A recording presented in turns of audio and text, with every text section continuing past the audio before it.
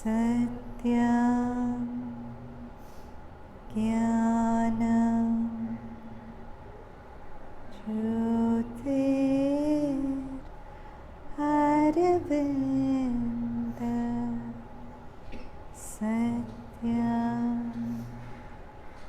Jnanam Satyam Jnanam Jyotir Aravinda Satyam Jnanam Satyam Jnanam Jyotir Aravinda Jyotir Aravinda Jyotir Aravinda.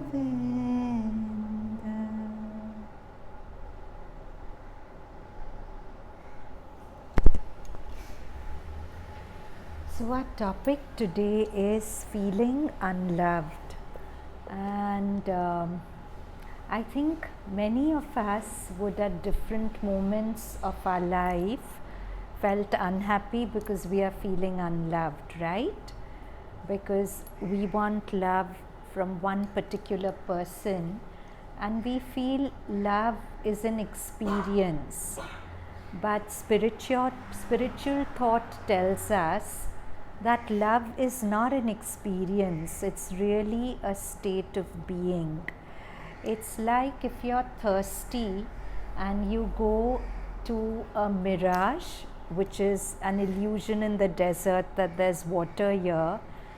You can go to 100 mirages, but you'll keep remaining thirsty, right?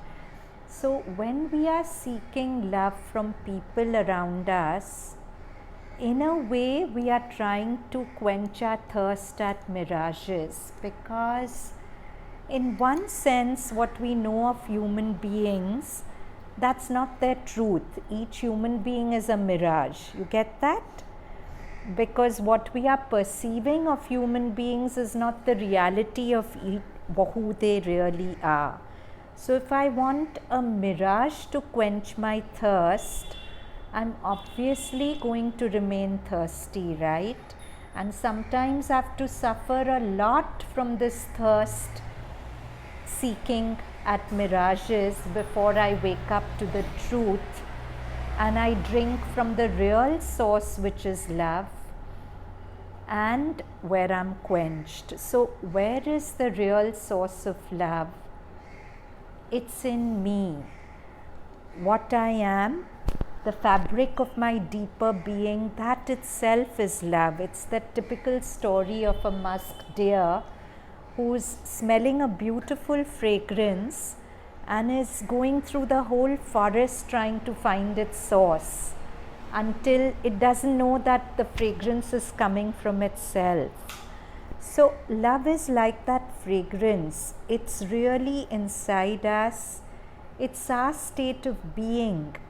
But because we don't recognize this, we are always looking for it outside and in human beings, and I'm sure there's not one amongst us here who has never been disappointed in seeking love in human beings outside. It is going to disappoint us because that's its design. Never, especially the young people here, never buy into the illusion that you'll find this perfect ideal partner who love you so much that you'll be fine. It won't happen. If you want good partnerships, good relationships, you have to be in the field of love inside yourself, because an incomplete person cannot be completed by another incomplete person outside. Sooner or later, when the bubble bursts, you will disappoint each other. But if you have found that love inside you, then you're not needing the person, you are enjoying the person. When the person's not able to give you what you want, you don't feel subtracted from, because you're already full. But if you are incomplete and you're expecting the person to complete you, everything the person does will be blown out of proportion to criminalize the person, isn't it? The person who you feel is holding back love from you, any little thing the person does is blown completely out of proportion to demonize the person more and more in your head. And that doesn't serve you, doesn't serve that person. So for a moment, let the person be. Work on yourself. Find the field of love inside you. Nobody outside can give you access to that field, right? So let's come to these words of Karen Miller, a Zen master. Life is indeed love, continually pouring itself into itself.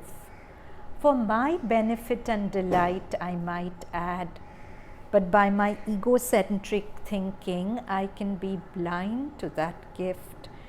Now, what does this mean? Life is indeed love, continually pouring itself into itself.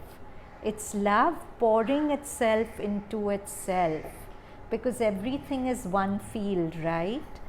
The fan giving you breeze, it's love, right? The earth holding you is love. Everything around you is a gift of love if you open your eyes to see it. But we want love only from this one door, one window. So no matter how many other windows of love are opening around us and pouring into us, we are only looking at that one window which is not opening to pour love into us, isn't it? Love is abundant, but if you're like me, you may live a good part of the time thinking otherwise. That's because love doesn't always fit your idea of love. It doesn't feel like you think it should. It doesn't go your way. Isn't it? You have an idea of love, that my husband, my parents, my friends should love me in this particular way. But when they don't love you in that particular way, you feel unloved. But their idea of love, their concept of love may be quite different from your concept of love, isn't it? Because anyway, what you're calling love is a concept. It's not the real love. So when I move through my own house and go virtually unnoticed by my distracted cohabitants, you can apply this, right? When you're not noticed by people you love. When I set a meal on the table and no one answers my call, takes a seat or applauds. When I hang up someone else's clothes, rinse someone else's dishes, straighten someone else's mess, and fix someone else's mistakes, leaving no one the wiser. When I cry for someone else's pain and sweat someone else's small stuff. When the neighbor doesn't invite me over and the party goes on without me. When the critics are brutal and the fans are slow to muster, I'm rather convinced that I've got a raw deal from love, that I'm party to an uneven exchange. But that's wrong-headed. This is my universe, and all the love in it is mine. If I detect a shortage, it's because I've been picky, close-minded, or stingy. Can I love a bit better, give a bit more? Considering that I'm the only one stopping me, well, yes, I can. Whatever you love will bring you to the final test of love, letting go of what you think love is. Whatever you love will bring you to the final test of love, letting go of what you think love is, isn't it? Every human being you've really loved is designed to break your concept of love. And that's good, because otherwise you'll be stuck with the concept. You won't come to the actual thing of what love is. Do you agree with this? Do you see this in your life, that everything you love brings you to the final test of love, letting go of your concept of what love is? So now, okay, this is where we don't find love. Now the question is, where will we find love? We've discussed the mirage, we've discussed places we go to and we don't find love. So the question is, where will we find love? Like the musk deer, in ourselves, if we take trouble to. So you must have often noticed when you're in Pondi or any beautiful place and you're in that energy of love, everything seems just perfectly right. And when you're out of that energy of love, you find fault with everything. Everything seems disappointing, everything feels like it's betraying you, and you blame the outside. But it's not really about the outside at all. It's just that you have left that field of love that you really are, and so you're feeling a lack. But when you're feeling contented, full, happy, it's not about something that happens to you on the outside, isn't it? It's just a state of being that you fall into. So instead of blaming the world for not giving you the love you want, look in the right place. I have just lost connection with who I really am. If I come back to that connection, then I'm in the state of love. I don't need anyone else to come along and make me feel loved. Now, what is this state of love? It's also a state of peace. It's also a state of awareness, right?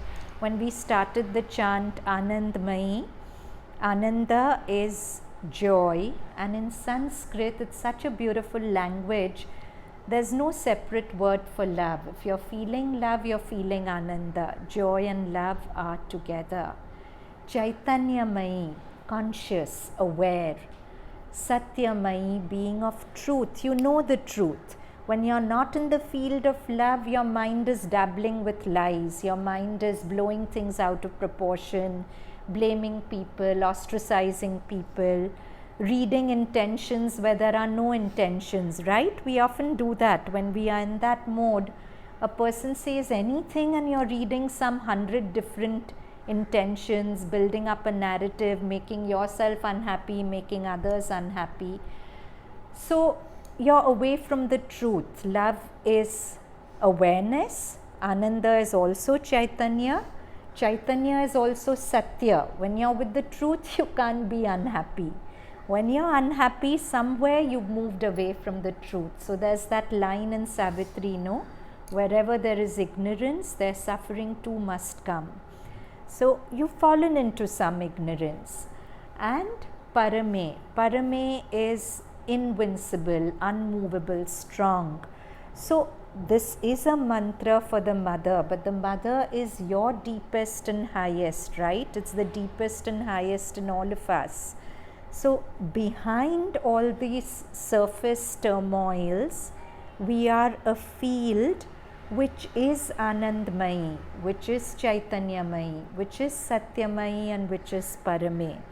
When we are not in touch with this field because we are too identified with the surface, we feel a lack of love, we feel unhappy.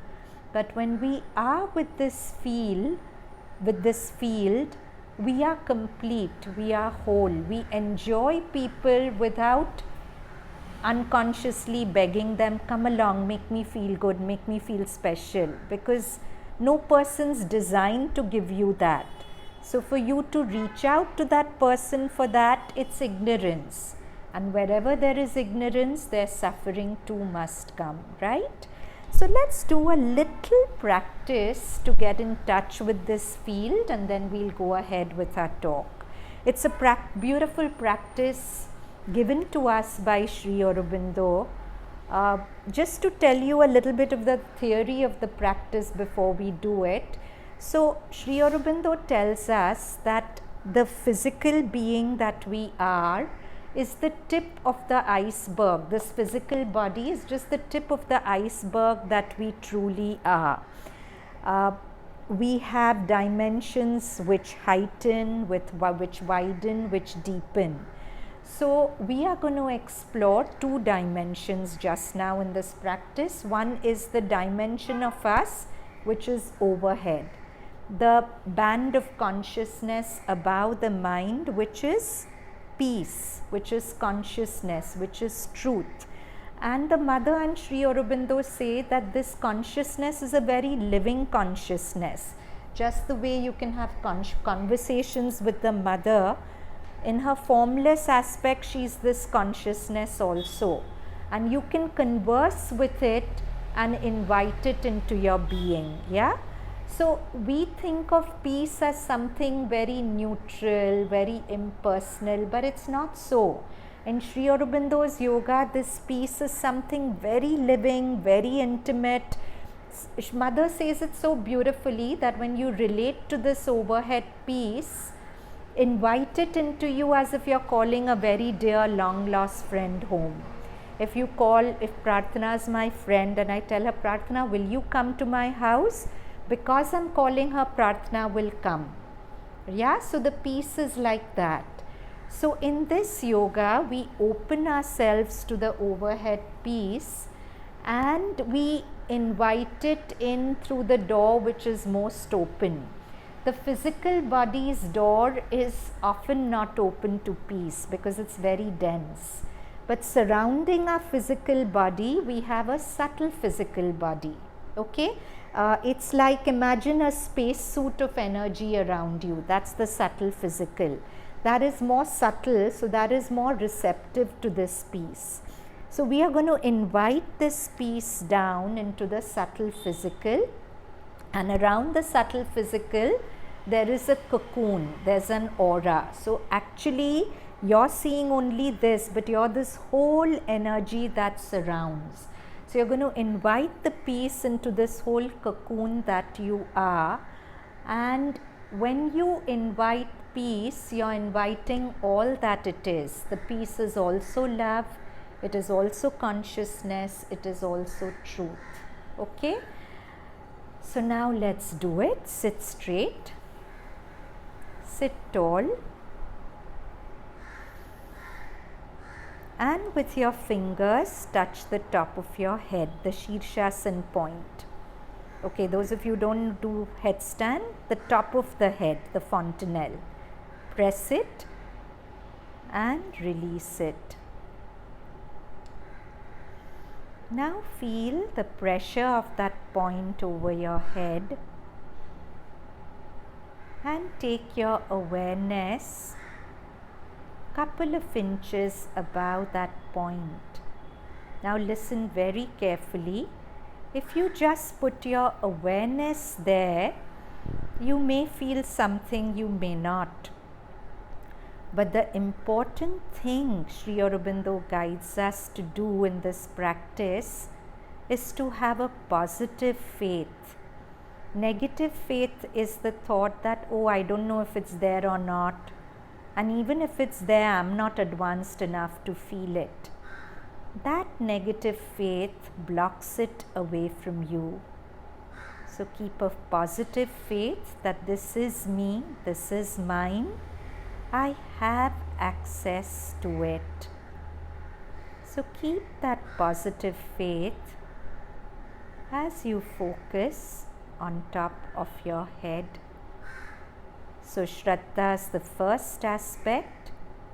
Second aspect is tapas, a positive concentration. Just like in the evening, if you're looking for Venus or the evening star in the sky, you have an image of Venus in your head and then you look to find it in the sky. So it may be helpful to have an image of peace in your mind, a cloud of peace or mother's face or a place in nature, anything that's a pictorial representation of peace. Keep that image, keep that Shraddha. focus on top of your head and stay.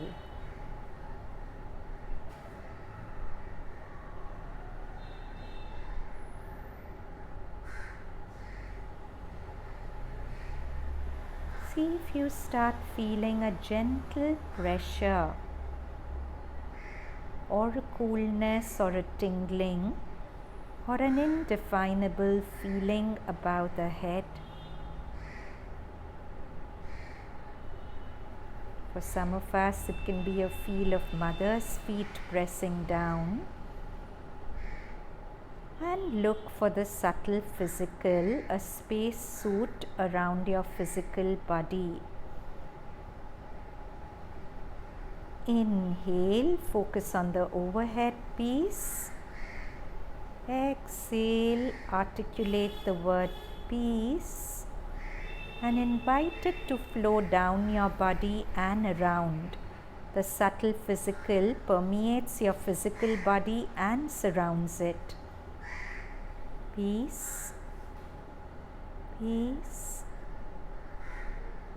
peace, peace, peace. Every exhalation, inviting the peace to flow down as if the cloud of peace is releasing rain. So you may have a sense of bloated fingers, bloated toes, like a space suit around your body.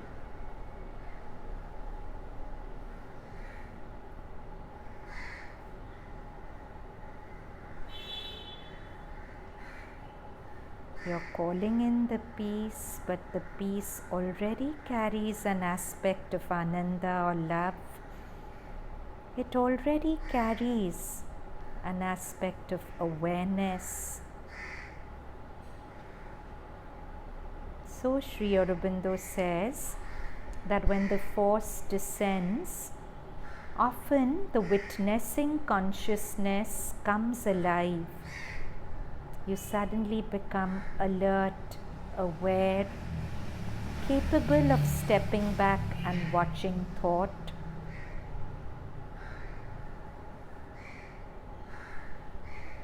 Now put your mind on the aura, the energy bubble surrounding your body,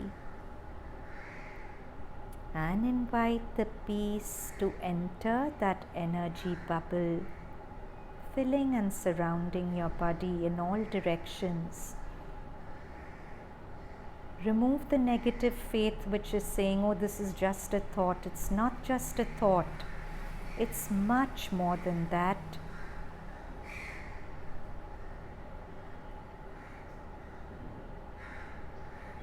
Filling the bubble around you with love, with peace, with awareness.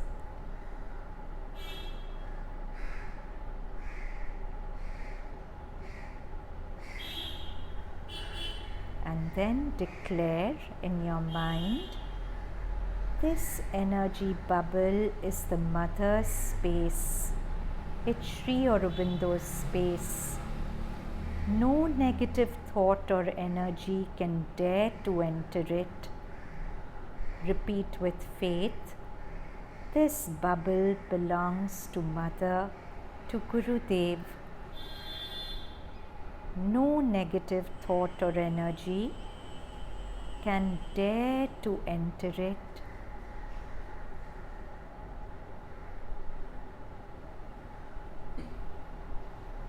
And then very slowly feel your eyelids. Feel them gently half open.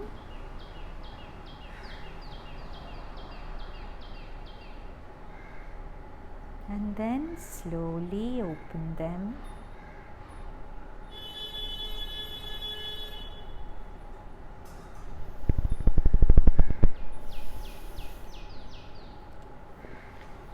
So this is a short practice But how many of you after this meditation practice actually feel different? Would anyone like to share, or any doubts about it?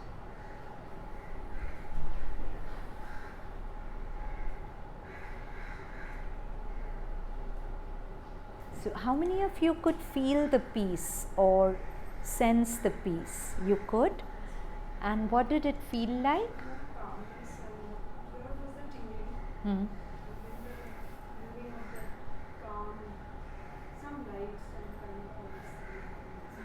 Yeah. And some of you won't feel it physically as a substance because we have to develop the sensitivity to feel it. But you may feel at the end of it a kind of calm in your mind, a feeling of wholeness, a feeling of completion. And the more you do it, the more you'll depend on this to complete you rather than the external world. Yeah? Yeah? Huh? Yeah, many people say the mother's force descending feels like a weight on the head. So you have to relax the head. So when it descends down, when your body starts receiving, the weight releases. Like imagine you've held sand on your head. Only if the sandbag releases and pours down, the weight releases, right? So you have to just open your body and let it flow. But do you feel emotionally and mentally different after it? It feels heavy, but good if you're feeling it. Try to feel it for just 5 minutes many times a day. You'll be a different person. Your efficiency, everything will be so different, because the more you receive this, then you're not functioning from your mind.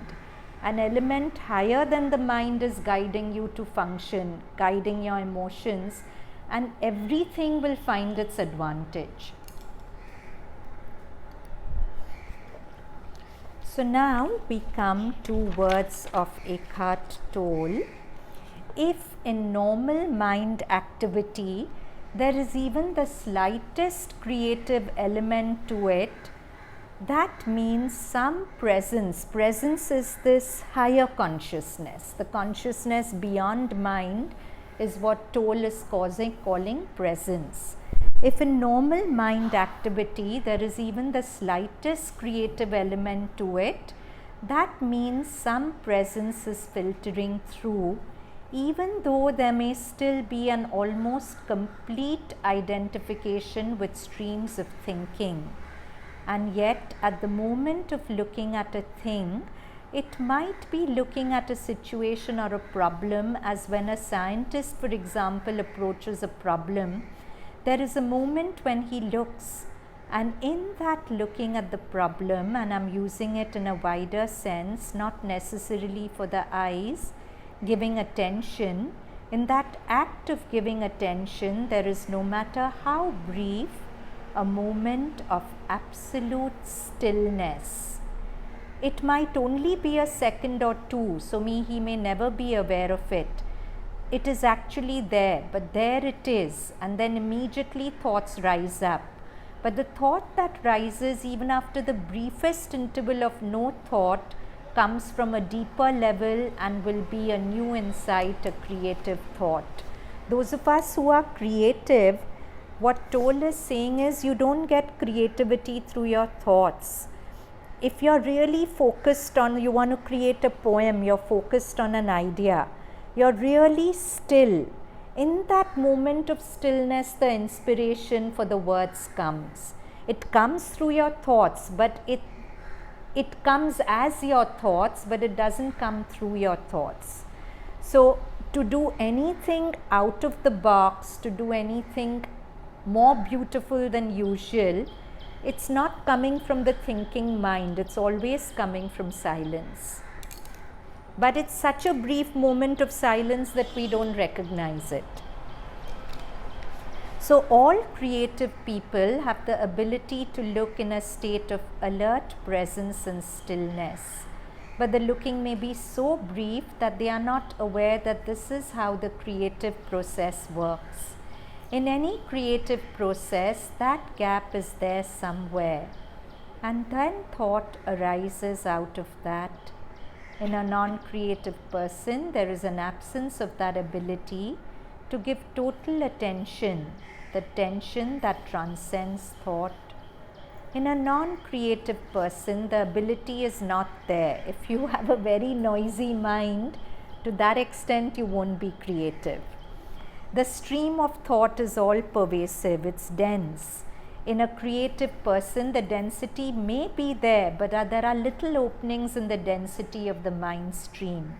And that opening in the density of mind stream is the arising presence. That simply is the ability to give total attention to something, to a problem or to a situation, and then a realization follows, an insight follows, a new creative idea follows. So that's how in normal thought, even in people who are not conscious of that, presence can already be there in informing and inspiring thought. Artists, scientists, psychiatrists, a counselor, a doctor, people come with their problems, and so the question is this doctor, scientist applying the acquired knowledge and there's nothing beyond that? He's simply referring to stored up knowledge in his mind and then says, okay, that is the condition, tick, tick, tick. A computer could almost do that probably better. So refer to acquired knowledge and then take action on the basis of that. And then there are others who are able to give total attention, then speak or act. So they are not following a technique, they are not following a process. They are paying attention to the moment and becoming quiet and allowing an insight to arise out of that. And they are acting out of that insight. And that will be the most beautiful, productive work.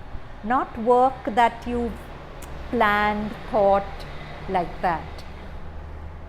With psychologists, psychiatrists, it sometimes happened after many years of practicing that they came to be able to give complete attention, and then suddenly they became very effective.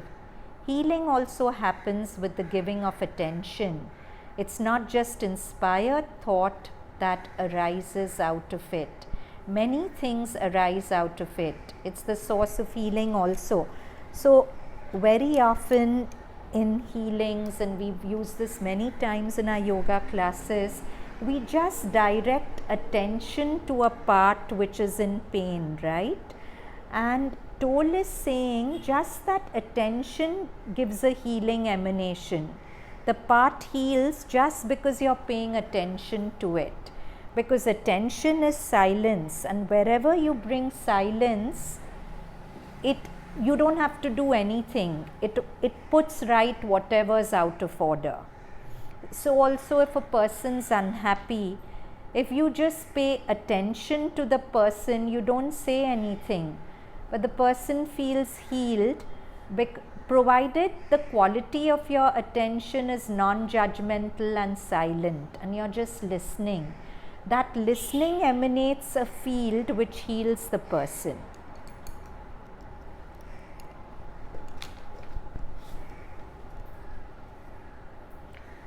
Okay, now this is an interview with A.S. Dalal, who has written many compilations of Mother and Sri Aurobindo with Eckhart Tolle. So A.S. Dalal asks, regarding the teaching that one should not be concerned about the fruit of one's actions. In ordinary consciousness, one is almost always concerned about the fruit of one's action, because almost all action is motivated by desire. So how do we do this? If I don't have desire for fruit of action, what will be my motivation? I won't feel like doing only if I don't keep in mind the fruit of action. So Eckhart says, yes, in the place of desire as the motivative force of action. No, this is the Eckhart Tolle says yes. Now Dalal continues the question. In place of desire as the motivating force of action, the Gita teaches self-consecration, the offering of all actions to the Lord. in your teaching, what takes place of desire as the motivating force? So Dalal is asking, the Gita says that the motivating force is not the fruit of the result. It should be Nishkam Karm. You offer everything to the Lord. But in the Gyan Marg, sometimes the Lord is not an embodied thing. So in that path, what could be the motivation of the action? So Toll replies, of course, it's no different from that in my teaching. It's just a different perspective on it. Desire is no longer the motivating force for action, because desire means self-seeking through the action. I want the action to be such that I feel I'm a success, I'm liked, I've done well, I look good in my eyes, in the eyes of people. So you become dependent on the result, and your sense of self is attached to the result. Your self may get enhanced or diminished by the result. If you succeed, your sense is enhanced, sense of I is enhanced. If you fail, your sense of I is diminished. So desire and fear go together. Diminishment of self through the result is feared. The enhancement of self through the result is desire. That's the motive force. So it is self-seeking action, needing the future for self-completion and self-protection. So that's all in the realm of delusion ultimately. As presence, presence is that consciousness beyond the mind, the peace beyond, the awareness beyond, what we call down. As presence arises, the motivating factor, one can say, actually one can't speak of another motivating factor, but another way of putting it perhaps, that's a deeper perspective on it, is that there is no motivating factor. There simply arises spontaneous action in response to the requirement of the moment. But as that spontaneous action arises, the energy field out of which it comes, which is the field of presence, flows into that action. So imagine that you're a whole human being. You are in touch with the peace, joy, consciousness that you really are. You don't want any completion from the action. And you're acting just because you're being guided to. You're already in a state of joy. You're already in a state of peace. You're not dependent on the outcome of the action to fulfill you. And the action is flowing through you. In that state, that presence flows through you, and presence has this beautiful quality of bringing into order whatever is out of place, right? So Sri Aurobindo says it beautifully that an evil is nothing but a good which is out of its place, right? So presence has that quality of putting everything into its place, right? Often when you function from the mind, you'll displace things even more, whether it's in relationships or otherwise. Anything that's out of balance, if you're controlled by your mind and you're acting from your mind, you'll imbalance it even more. Things will even be more out of place, so to speak. But if you're just quiet and you're letting that presence is nothing but mother. If you're letting that presence flow through you, that presence has a quality which will put everything right. Outside, inside, everywhere. So, people who say that just now I want to set my life right, I'll have time for all this later, they are being very foolish. Because the one leverage they have for setting things right in life, they are postponing them.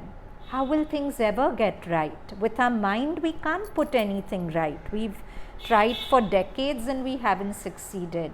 But if we allow that other element to flow through us, the new consciousness which Mother and Sri Aurobindo have brought to earth, and we shouldn't think that it's something very far away, then we are defeating the point of their work.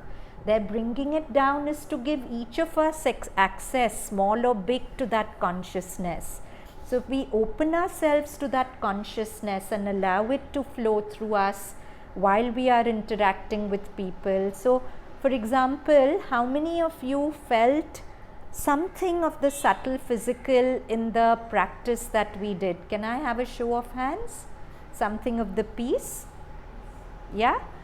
So now if I tell you to shut your eyes for a moment, can you recapture it?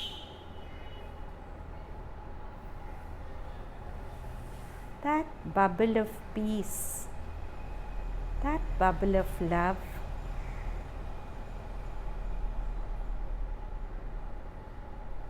Suppose you try to spend your whole day in whatever way reaching out for this instead of outer outcomes. Our whole conditioning is to seek ourselves in outer outcomes. But what really fills us is the inner outcome. What is my connection to my deeper and higher self of love, joy, and peace? Am I investing in that connection, or am I constantly sacrificing that connection, seeking connections outside? If I don't have this inner connect, all my connections outside will be compromised anyways. That beautiful line in Savitri, our self shall be one self with all through her. I can't really connect with anyone till I've first connected with Mother, which is my own higher dimension of peace, joy, and love. If that connection is broken, all connections outside are to that extent broken. So instead of seeking outside, spiritual life begins when I really start seeking inside, above, around me, this presence. So try to do that. Even as you're listening to the talk, try to stay connected to that presence.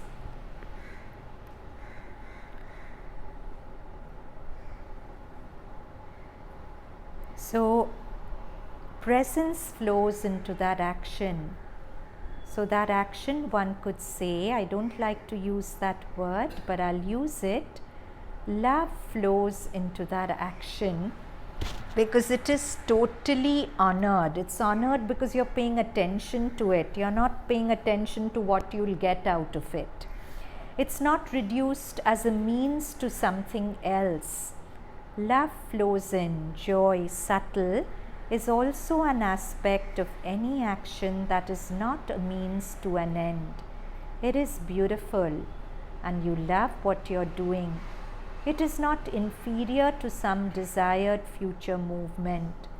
So we can say a new motivating factor has come in. That is one expression you could use to describe it. That's to say, the motivating factor is joy and love. Next question by Dalal. You have said more than once that desire and fear are the two main sources of suffering. You teach surrender as the remedy for fear. What is the remedy for desire? Something other than surrender seems to be called for in dealing with desire. Eckhart, desire implies you are identified with mind.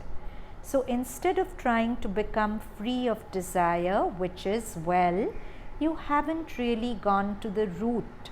One could say desire is the effect of that problem. It's not the root cause. Sometimes in spiritual practice, people try to eliminate desire. It's almost impossible without realizing that the cause of desire is identification with mind and the physical body. So primarily it is identification with the mentally created sense of self, which is never complete.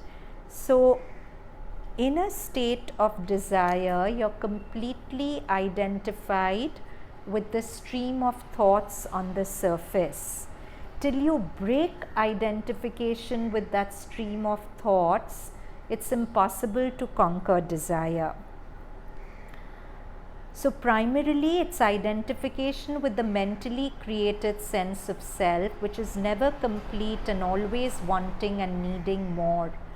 An enormous amount of desires arise out of that in that self-seeking. So unless you realize your identification with the mind, you can never give up desire. Not giving in to desire, thinking that I need to become free of desires, I never say that. Become free of mind, then desire is no longer a problem. Do you understand this? Not really, no? So you have a thought, I want a person's attention, or I want a person's well-being at any cost. My well-being depends on this person's well-being. That's a thought, that's a desire. Now you can fight that desire by reasoning, new age positive thinking, but it'll find some backdoor entry to come in. But if you really have brought down this higher consciousness, and Sri Aurobindo says it so beautifully, I'll read it in his words later. He's saying when this force descends, it awakens the witness in you. We all have the witnessing consciousness, the observer inside us, but in our ignorant state, that observer is identified with the surface stream of thinking. But when the force descends, the force is awareness also. Awareness is the witnessing consciousness. Then the witness arises, and you can just, in fact, do it. It's no rocket science. Shut your eyes and recover the subtle physical and the energy bubble. Just 2 or 3 breaths invite the peace to descend from over your head. Exhale with the word peace, peace, peace, peace. And then direct your attention to the stream of thoughts. Step out of the stream. You are not the thought. You are the unchanging, peaceful awareness that simply witnesses the thought. Step out of the thought like you step out of a river and just watch.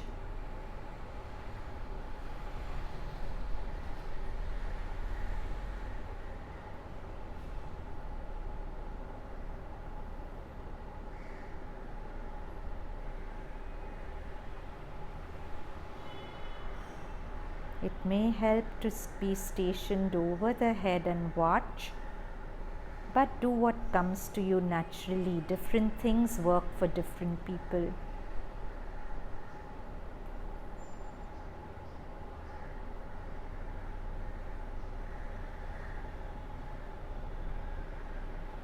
You're really witnessing when you have a concrete feeling that there's a distance between thought and you. You are somewhere outside the thought, untouched by it, unaffected by it, smiling at its comings and goings.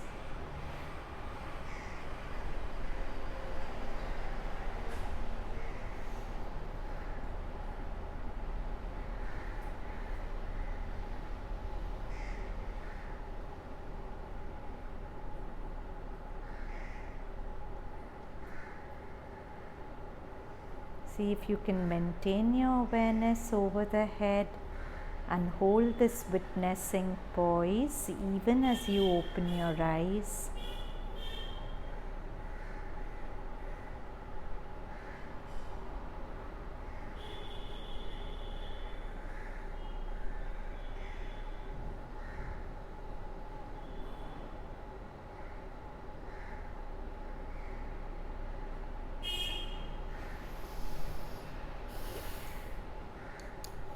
So if you had a thought of desire and you just stepped back into awareness, you've stepped out of the root of the problem. The problem is not the desire, the problem is identification with the mind which is desiring. If that identification breaks, you're not bothered by the desire, right? Any questions? Anything to share? Could you witness? What was your experience of witnessing? And you could watch the thoughts. Huh? What? Certain emotions arise, yes. And could you step back and watch those emotions also? Emotions more sticky, but still it's possible. This is the biggest way, most beautiful way to heal aching emotions, to bring the witnessing consciousness to them.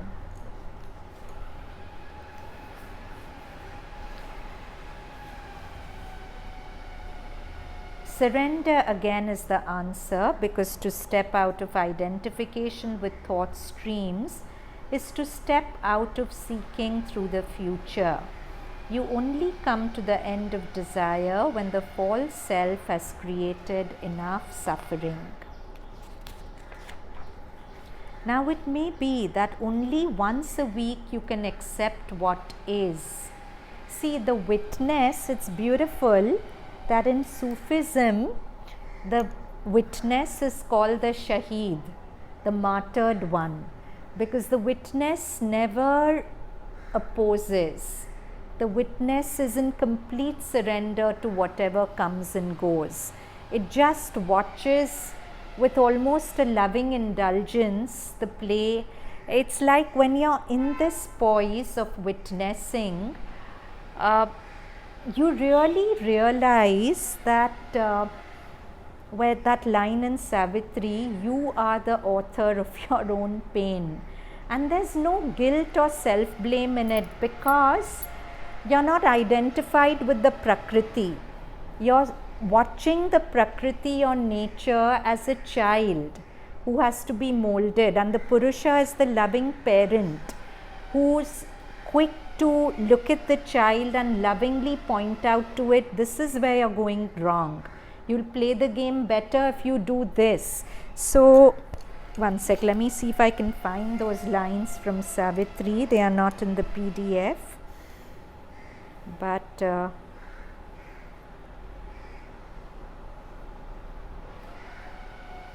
these lines. Engrossed in the external world's design, a person is chosen by a secret witness eye and driven by a pointing hand of light across his soul's unmapped immensitudes. So the witness becomes like a pointing hand of light. So life becomes quite beautiful. Anything goes wrong and you're quiet with the situation, immediately that inner wisdom will tell you, this is what you did which invited the situation. Otherwise we are always baffled, no, what did I do, why did it happen? But it's never like that. Everything comes by your invitation. And if there is any ruffling, it's because something in your consciousness went out of place, even for a second, even as a thought. Otherwise, there'll be no ruffling. Do you all agree with that? Yeah? So, that pointing hand of light very gently points to you where you're going wrong. What did you do wrong? And there's no self-blame or guilt. It starts bringing a sense of wonder and magic, that how beautiful life is, that it's designing all these situations to make me more conscious, to show me what I need to correct in myself. So the Purusha becomes like this loving parent who's just guiding the child Prakriti through the game of life, how to play that game better and better.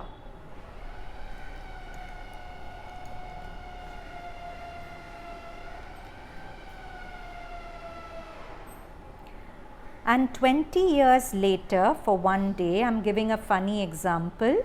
For a day each week, you can be in a state of complete alignment with what is. That requires time. But each time it happens, you don't need time. For that spiritual practice, you don't need time to say yes to what is. What time would you need?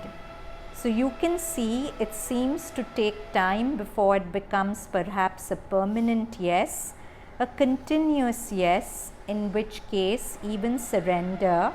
The word surrender disappears because when surrender is your natural state, there's no surrender anymore. Surrender implies a transition from resistance to non-resistance. The transition is surrender, that's why I talk about it. Once surrender is your normal natural state, surrender disappears. It is only from resistance to non-resistance that surrender applies. So that's the end of surrender too.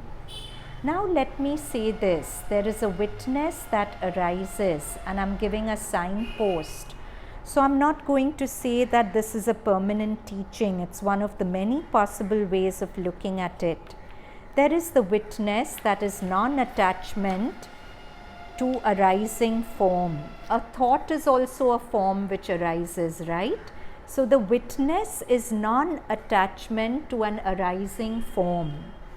A certain ability to allow what is there to be there.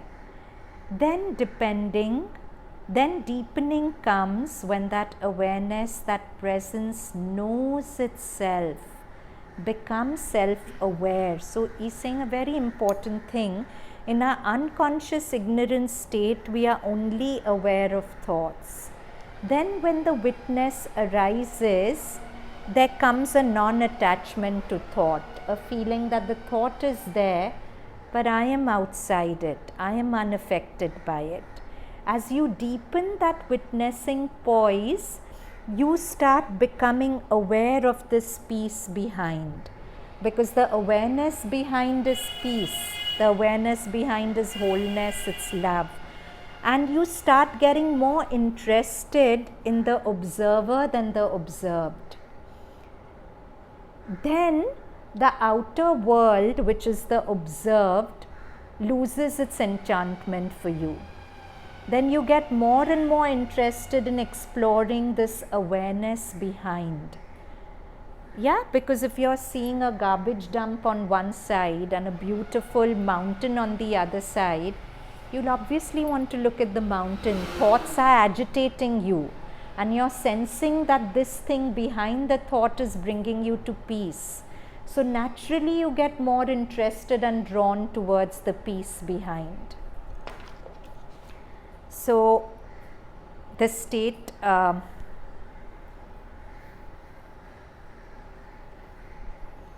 so you can say there is a shift from witness to awareness of awareness. First, there is identification with sense objects and thoughts. There is self-identification.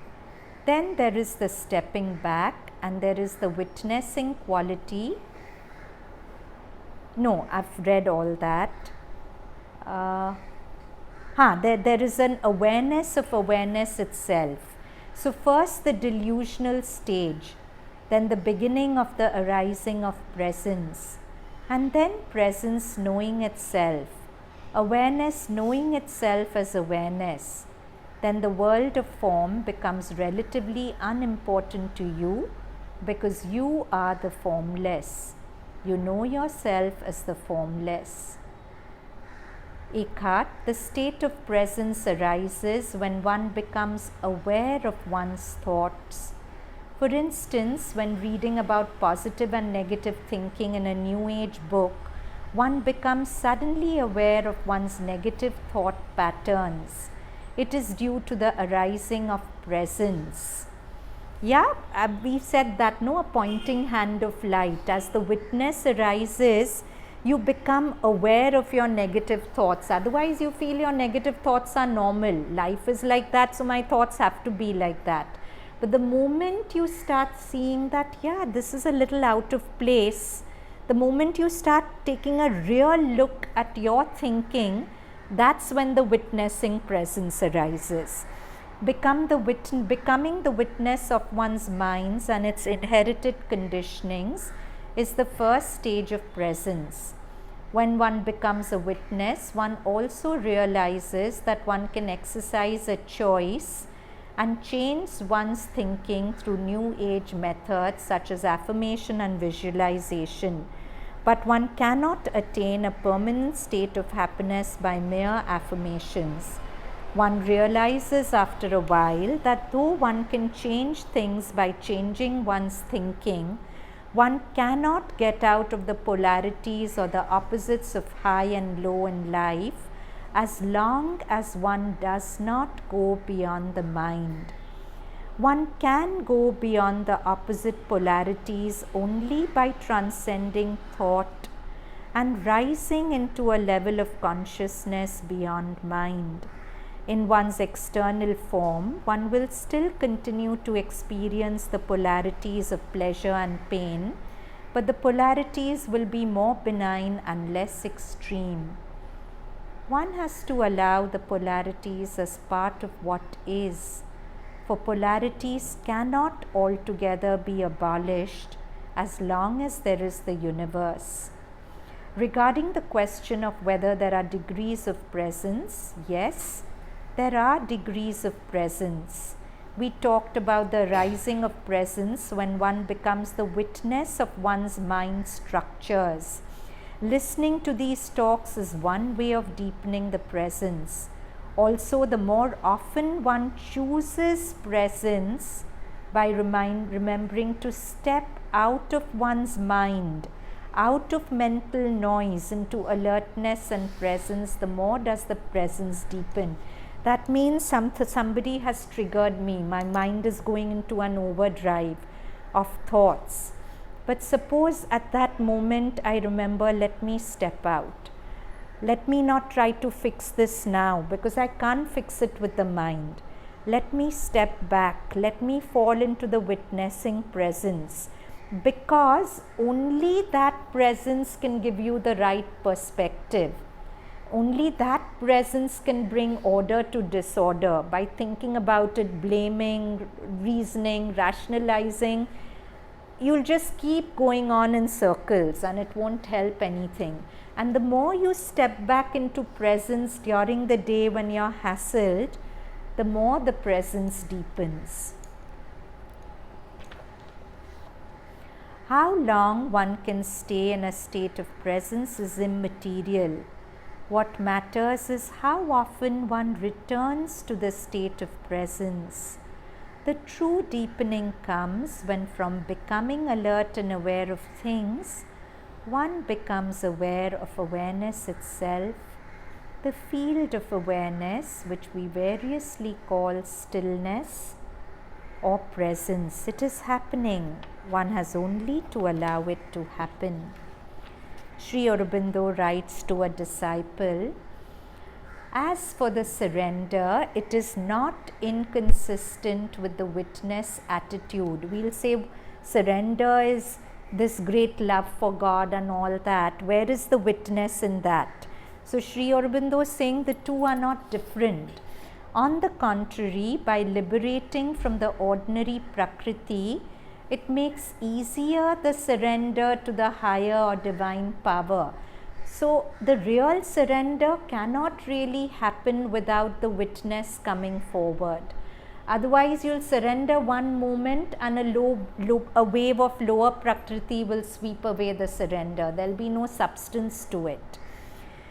So very often when this witness attitude has not been taken, but there is a successful calling in of the force to act in one of the first things the force does is to establish the witness attitude so as to be able to act with less interference or immixture from the movements of the lower prakriti.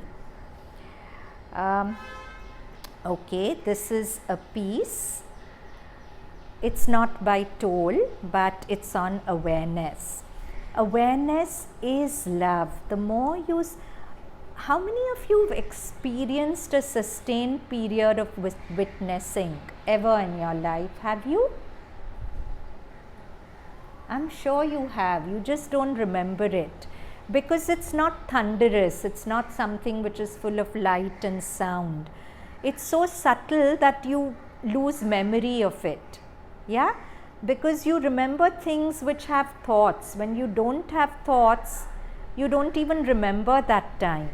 But when you have a period of witnessing, that awareness is a field of love. What is love? Love is to watch something without judgment, right? And the witness is constantly doing that. It's allowing everything to be what it is without any judgment. And you actually feel a softening towards everything. So the love you're really looking for arises when awareness arises in you. So awareness is love. Hence love remains as a potential when there is an identification with thought, emotion or body. So the awareness of love is there in you even now. I told you, you are made of love. But that love remains as a potential when awareness is identified with mind, body and emotion.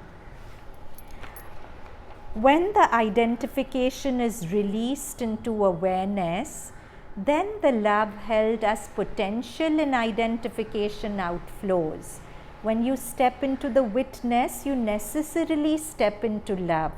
Not a love of attachment, not a love of I need you, I'll go mad without you, not that kind of love. But it's a very gentle, soft love which just embraces everything. Love is an infinite letting go, so much so that it becomes the infinite arms of awareness, embracing the entire universe. See, if my embrace is tight, I'm hugging only so much. If my embrace is a little looser, I'm hugging more. My embrace becomes wider, I'm hugging more, wider, wider, wider. When I become awareness, my embrace hugs the whole universe. Yeah, then I'm not clinging to anything. The real love is totally free from clinging. And that's the characteristic of the witnessing awareness. It doesn't cling to anything. It just watches everything without grasping. So that was the Buddha's gesture to Ananda, no? When Ananda, his disciple, asked him, sum up your whole teachings in one sentence. The Buddha said, Ananda, I'll do better. I'll sum up my whole teachings in a gesture. So he did this and he did this. This is identification, clinging. This is releasing into awareness, letting go of everything.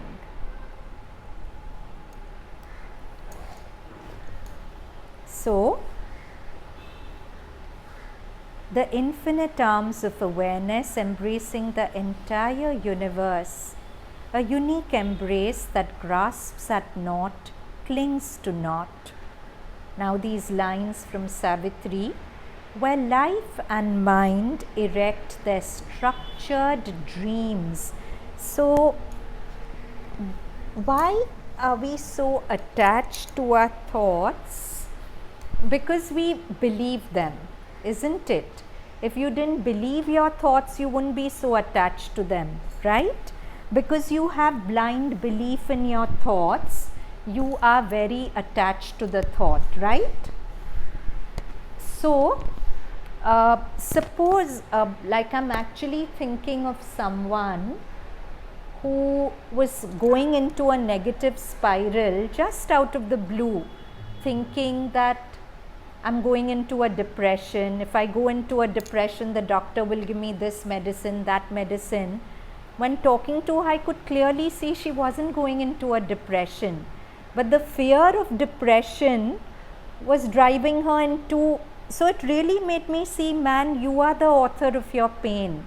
All the time we are creating nightmares for ourselves and then believing they are true and then building the nightmare more and more. But every thought is really a dream you're having in a waking state, right? It's not real.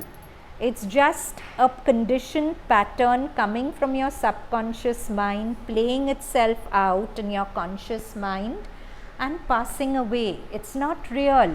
So because we think thoughts are real and we don't believe unless it's dinned into us that they are our imaginations, we are so identified with them. So Sri Aurobindo is saying, where life and mind erect their structured dreams, every thought is a structured dream.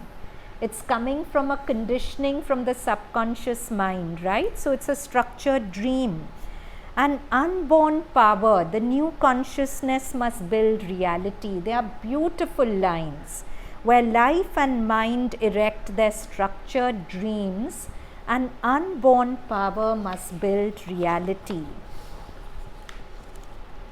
And then this beautiful passage from Savitri. This world is a vast, unbroken totality.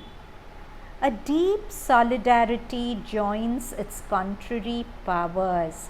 See, if in normal life, there's a very rich man, he lives totally isolated from the slum dweller, right? There is no connection between the two.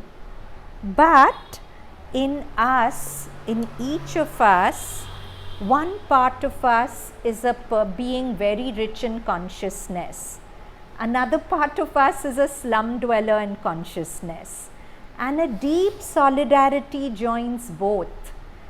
In the sense, how to say, in the realm of God, everything is one continuum. The worm is as much God as an angel is. Everything is joined by a deep solidarity. God doesn't push anything out of himself. You know what I'm saying? So I simply love this line. A deep solidarity joins all our contrary powers. So in us, the dwarf who's petty, who's always blaming, is connected to a higher self of peace which transcends it. Nothing in us is rejected. Everything is part of one whole. So it's a beautiful line to contemplate on. A deep solidarity joins man's contrary powers. A deep solidarity joins its contrary powers, the contrary powers of the world. God's summits look back on the mute abyss. Abyss is ignorance. Summits are heights. God's summits look back on the mute abyss. So man evolving to divinest heights colloquies, converses still with the animal and the jinn. Even as we are evolving to highest heights, some part of us is still given to the animal and the jinn. And all this is one spectrum of God. The human eye, the human Godhead with stargazer eyes, lives still in one house with the primal beast. Each of us have the original beast in us, no? Our energies of being possessive, our selfishness, our territorial nature, all that is the primal beast in us. And yet, we have these sublime heights which are also us. And there's no division between the two. It's like, Satprem says it beautifully, the darkness is the same as the light, but with a negative sign. It's that one thing which just has a different vibration. But it's all one continuum. It's all joined by one solidarity. Live still in one house with the primal beast. The high meets the low. All is a single plan. So, this passage makes us much more kinder to our animal parts, right? When we see different stirrings in Prakriti, it makes us not shrink. It makes us feel, yeah, this is there. But I also have these heights. And it's like if a mother sees a child playing with dirt, She won't say, what a dirty, disgusting organism. The mother has the equipment to clean the dirt, to teach the child not to play in the dirt. So each of us is this continuum of the mother consciousness and the child consciousness. And the mother consciousness in us is constantly working with the child consciousness. And mother talks about conscious collaboration, which is our collaboration with our heights to work on our lower parts and uplift them. Okay, so what would be your take home from the class? To put it very briefly, to understand that your surface thoughts, the stream of continuous thinking, is not the totality of who you are. It's a very, very superficial part. There's a bigger dimension to you behind, the peace behind. And with a little practice like the meditation we did, we can constantly be in touch. You came late, do get it from the recording. We can constantly be in touch with this peace and live from it and act from it. And Sri Aurobindo says you don't really even begin the spiritual life till you can feel this peace behind, live in it and from it. So if anyone triggers us, immediately that dialogue will start. Don't fight it. Just step out of it, watch it, bring down the peace. The peace will awaken the witnessing consciousness and witness it. As you're witnessing, suddenly new dimensions. So suppose your thought is telling you, she has such a bad toxic consciousness, she always pulls me down, she behaves like this, blah, blah, blah. And if you tango with it, you'll become more and more anti that person, and in a way more and more anti your own peace, because your thinking like that is taking you away from peace. Instead of that, let that dialogue be. Try and step back. If you are not able to step back, call down the peace from above. Fill it into your subtle physical and your cocoon. And then, stationed overhead, try to witness the thought. Now, when you start witnessing it, and there's a moment of stillness, that stillness is wisdom. It will reveal to you the real perspective. You'll really understand, oh, the person's behaving like this, not because she's bad or I'm bad, but this is the reason. You'll get so many perspectives of wisdom and creative thought if you just access this witness consciousness behind. Yeah, that's the new consciousness Mother and Sri Aurobindo are trying to bring down, but we have to open to it. One aspect of the new consciousness at least. And after the meditation, you feel like you need to say something to them. Don't say. Never. See, one thing is, when you're in that negative mold, don't dump on the person.